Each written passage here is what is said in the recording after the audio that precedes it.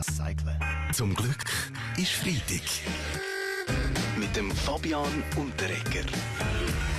Es sind die wichtigsten Meldungen der Woche, die wir hier in korrekt geschichtlichen Zusammenhang hineinbringen. Zum Beispiel ganz gross, betrifft uns ja alle, zum Teil erst später, aber geht uns alle an. Der Bundesrat Alain Berset will ja das AHV-Alter 65 für Frauen, ein flexibles Rentenalter und Frühpensionierungen sollen eingedämmt werden. Da tut sich einiges. Ist es aber der richtige Weg, um unsere AHV zu retten? Die Frage geht an Weltwochenchef Roger Köppel. Wer länger schafft, hat später Feierabend. Um was geht's? Statt länger arbeiten würde der Bundesrat gescheiter die ungerechte Strafe abschaffen. Die Strafe, dass Männer nicht schwanger werden können.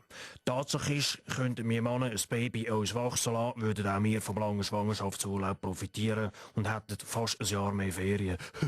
Wollt mich jemand schwängern? Sehr unkonventionelle Gedanken da. Ottmar Hitzfeld, ihr als Fußballtrainer seid ja auch nicht mehr der Jüngste. Pensionierung kommt näher bei euch. Sollen Frauen gleich lang arbeiten? Doch, Frauen und Männer gleichen sich doch sowieso mehr und mehr an. Und da, wenn ich in der Kabine sehe, wie die Spieler ihre Augenbrauen zupfen, sich im Team rasieren und Cremes auftragen, sehe ich beim besten Willen keinen Unterschied mehr. Und Alain Sotter hat oder selber ist noch die Spitze von Meisberg. Wenn wir es schon von Frauen und vom Arbeiten haben, Nationalrätin Nathalie Rickli macht ja noch ein bisschen länger Pause, hat ihr das Burnout noch nicht ganz hinter sich. Christoph Mörgeli, so langsam fehlt euch das engagierte Aushängeschild, oder? Ja, gut, im Unterschied zu all den Ski-Invaliden und Arbeitslosen braucht natürlich eine richtige Pause. Uns von der SVP muss man eben mit einem Burnout oder mit der Entlassung zu einer Pause zwingen. Seid aber im staatlichen Propagandasender von der marxistisch unterwanderten SRG leidet höchstens mal ein Bore-out oder machen einen Bildungsurlaub. Gehen Sie einen Bildungsurlaub, oder Roger? Tatsache ist die, Nathalie ist einfach verdammt scharf. Punkt. Ich würde die Debatte gerne wieder ein bisschen versachlichen. Ein Burnout ist jetzt kein Anlass für Spass. Renzo Blumenthal, Ex-Mister Schweiz. Kennt man bei euch in den Bündner Bergen oben Burnout? Was heisst denn da jetzt Burnout? Es sind doch noch nicht einmal Playoffs.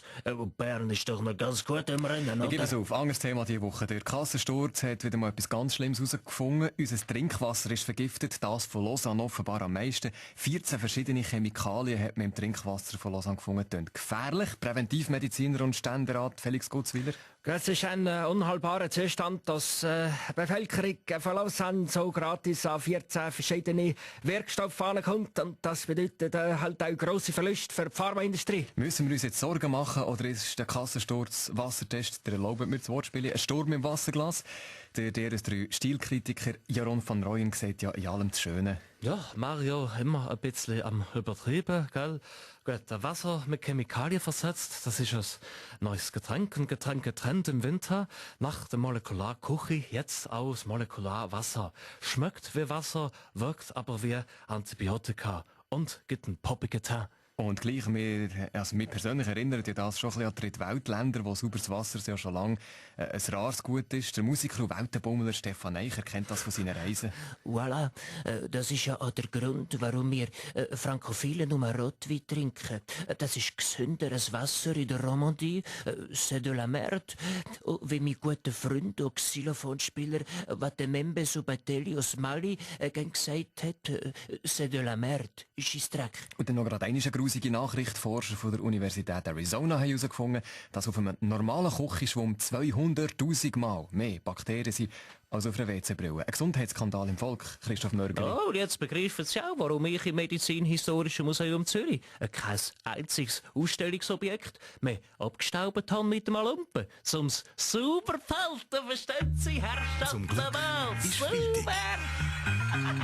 Mit dem Fabian Unterreger. Holt noch Unterreger die ganze Dosis online, drs3.ch.